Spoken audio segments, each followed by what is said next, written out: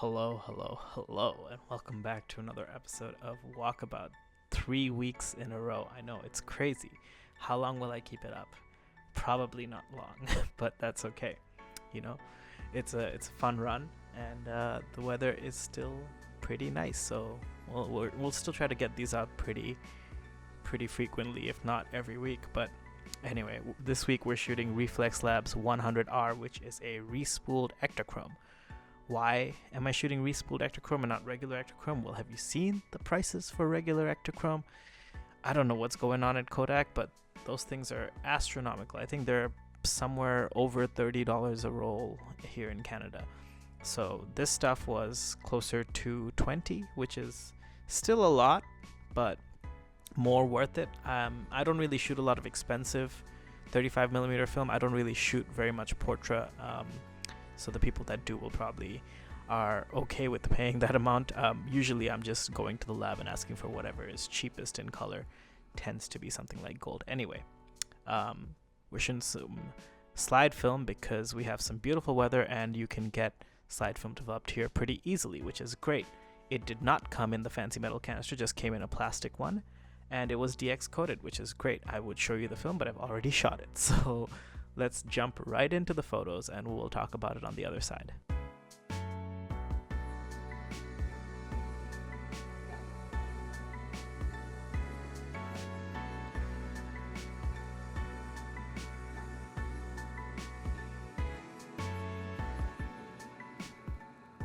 This shot is a little bit ambitious. I don't expect a lot of dynamic range, but still worth a try.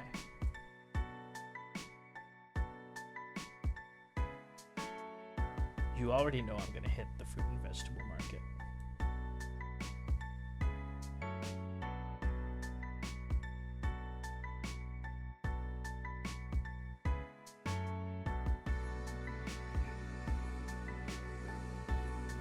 This bin of peppers was so vibrant, I probably could have spent the entire roll here.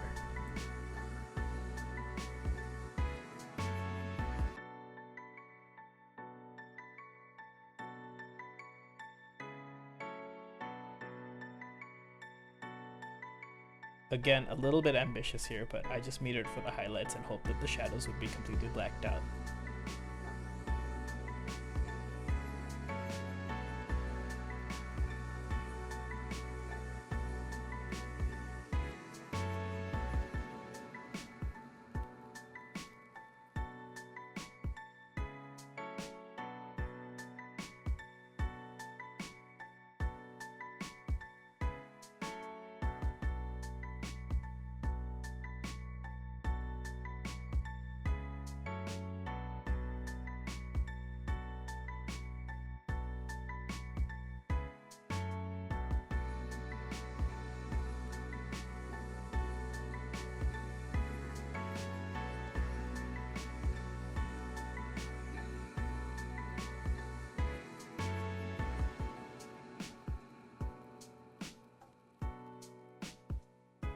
And we're back to the cherry blossoms.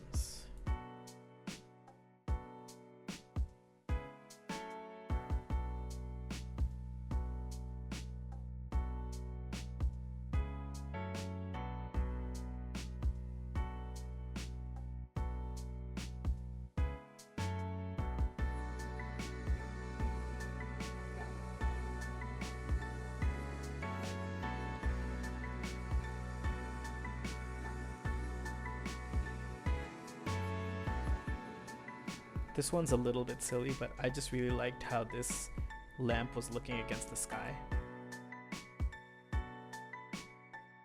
A friend and I were recently talking about Greg Girard's photos of Hong Kong and how he shot these dark places on slide handheld, so I wanted to try and do that myself.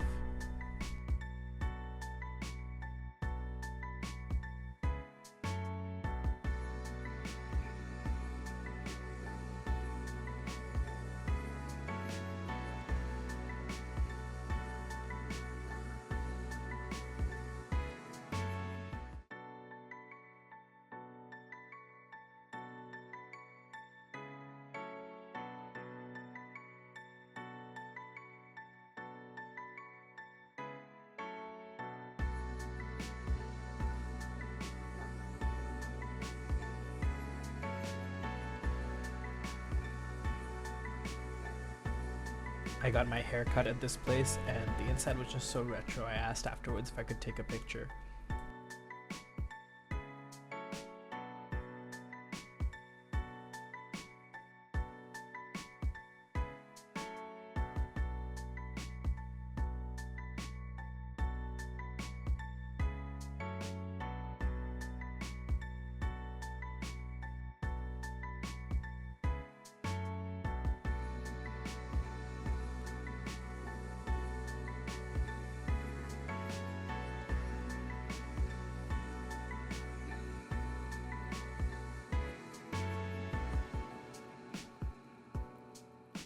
So I hope you like those pictures.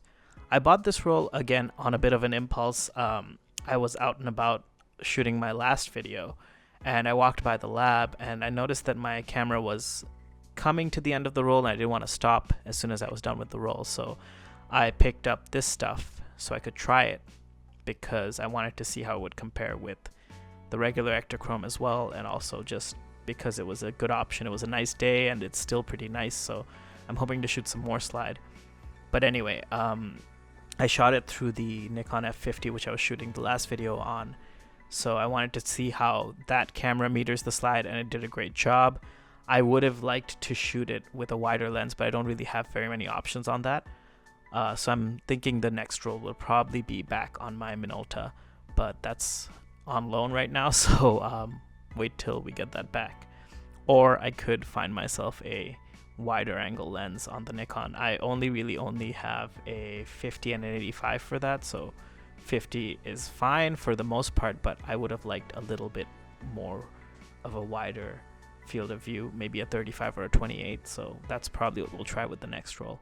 We're gonna have a look at the negatives here. I'm actually gonna try and do a shot of them on my little light table in a little bit, but just so we can see it. I think that it came out quite nice. Slide scanning is quite hard for me. I don't know if that's generally the case. I've tried to get one roll of slide in the past scanned at the lab and they didn't come out super nice either. So I'm thinking that across the board it might be a little bit more difficult. I don't know.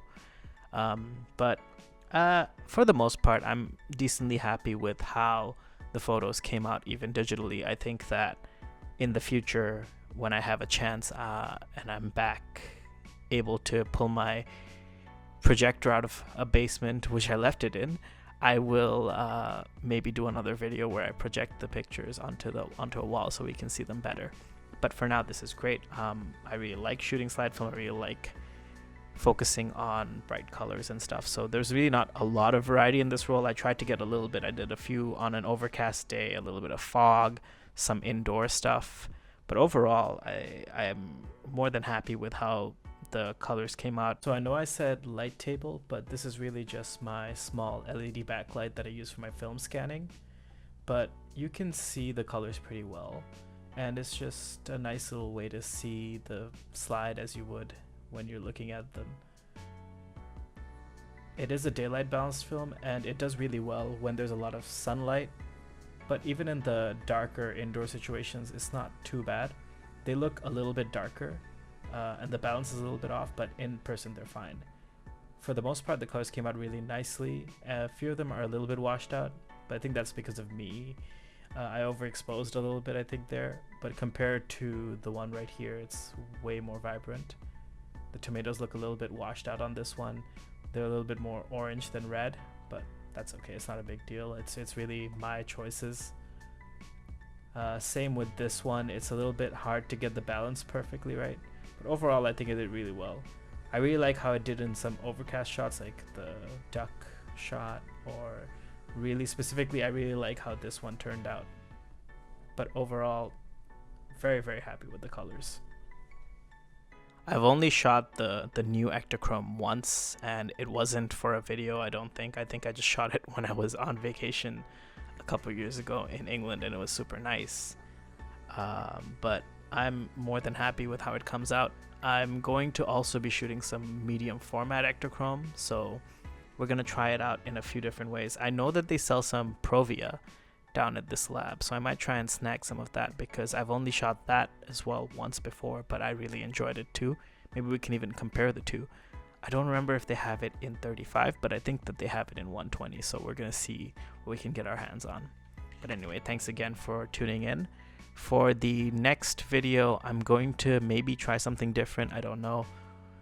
It might be a little bit more talk heavy, but we'll see. It's really like what I have in mind is a video about my favorite camera, which I own, which is the Fujifilm X100T. But it's a little bit cliche because I know that they're very trendy cameras now. The X100V and the 6 are probably completely out of stock all the time. The V isn't in production anymore, but even used, they're crazy expensive, probably as expensive as the new one, brand new. And I know that the X100 line has just been creeping up in price for the last few years, used or on the used market, in any condition. But I just want to talk about my experience with that camera and what I like, what I dislike objectively, but then also my own personal takes on why I love it, and whether or not it's worth upgrading to a new one, or if you can find an old one, and just a lot of stuff to cover about those cameras. So if that interests you, maybe look out for that. And otherwise, if you have any suggestions, I'm happy to take them. But yeah, I'll see you in the next one.